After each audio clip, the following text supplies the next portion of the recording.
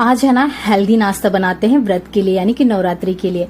सबसे पहले हमने लिया है भिगोया हुआ साबूदाना, इसमें डाल दिया है ग्रेट करके कच्चा आलू, थोड़े से डाल दिए हैं शेंगदाने के पाउडर, दही डाल दिया है और क्या बोलते हैं उसे स्वाद अनुसार सेंधा नमक डाल दिया। मिक्स करके छोटे छोटे लड्डू बना लिए हैं और अब पे पैन लेंगे, इसमें थोड़ा सा घी डालना है, बहुत ज्यादा नहीं, बिल्कुल थोड़ा सा, और इसे 7 से 8 मिनट के लिए पका लेना है धीमे आंच पे। बस ये रेडी हो गया है हेल्दी टेस्टी साबूदाना के अप्पे, जो कि बहुत टेस्टी लगते हैं और मीठे दही के साथ इसे सर्व कीजिए, मजा आ जाएगा खा करके।